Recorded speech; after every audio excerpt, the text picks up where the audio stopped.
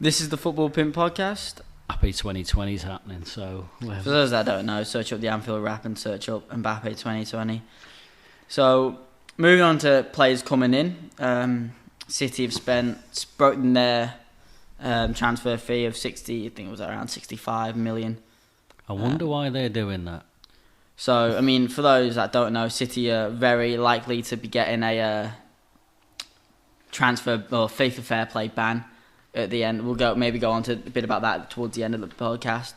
But could be looking to get a FIFA fair play ban. Basically, what's happened to AC Milan? They've been kicked out of the Europa League. City, it's kind of been up in the air if it's going to happen, but I think with them spending 65 million when they're already under scrutiny whether they're going to be into FIFA fair play, it just means they definitely going to be kicked out of the Champions League next year and stocking up their players while they can. Agree totally. Because this is their year to win the Champions League. Because reading a lot and seeing the teams and seeing age and stuff like that, City need to do more work in the transfer window than we do. They've got older players going on and on, like that Fernandinho, Aguero, reaching 30 now.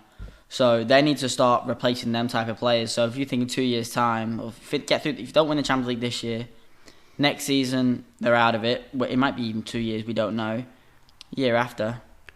Well, we're into FFP whether we like it or not now because you kept talking. So, Man City are under the spotlight from UEFA. They have been investigated. They have got the big gun lawyers out, and the word is that they are going to fight it every inch of the way. We're a few weeks away from the start of the season, and that means once we're right into the qualifying rounds for the Champions League will start happening. Once that's happened, they can't ban anybody. So they will not get a ban this year. Again, those that have been living under a rock in Mars, Man City have been allegedly accused of not being fully truthful on their revenue less costs versus their profit. To put it in context, when you think of their commercial revenues, their off-field commercial revenues, Man United do £276 million sterling a year. Liverpool are catching and closing the gap, and we can talk about that separately. They're 154 million. But Man City have this figure of £232 million worth of commercial revenue. Now, we live overseas. I don't see that many people walking around in Man City shirts. I don't see, when I'm talking to people in a pub, that many Man City supporters. What I see is Man United shirts. What I see is Liverpool shirts. Arsenal shirts. Chelsea shirts. Even Tottenham shirts. I think more Tottenham shirts than exactly. City. Man City are the new kids on the block in the Galactico stage of the EPL. Chelsea have took the whole of the Abramovich era to finally, it galls me to say it, but they're getting the kind of status because they've had sustained success over a period of time. Man City do not have that.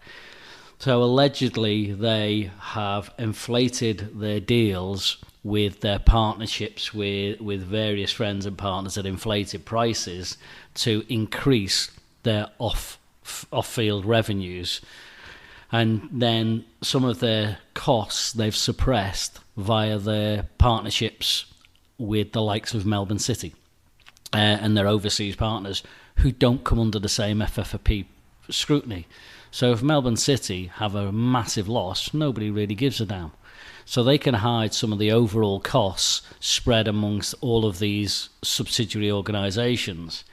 And they're the things that are getting investigated.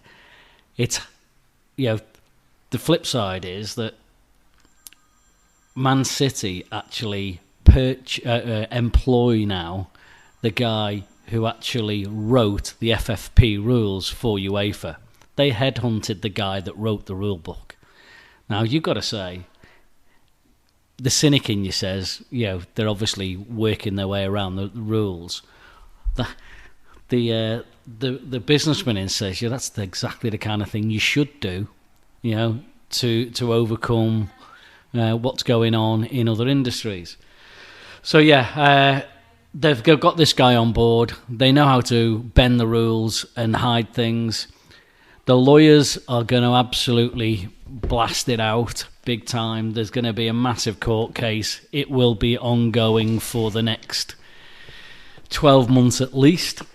And that will be the end of any question that they're going to be banned this year.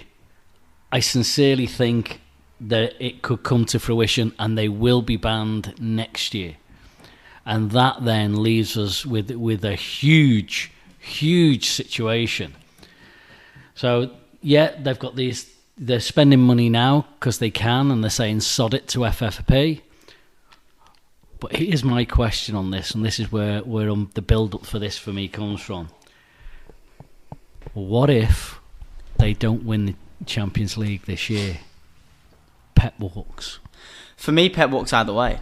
Yeah? Even if he wins the Champions League. I mean, there was talks at the end of this season he was going to walk. I think that, again, that could be linked to the FFP stuff. If they had got the ban this year, I reckon he walks. Because he's won everything else. Yeah. He's there to win the Champions League. So his big thing is he spend big. He knows he hasn't got to deal with any of the issues with this FFP stuff. So he's bringing in who he wants to win this Champions League. As soon as this ends, he's going back to Barca.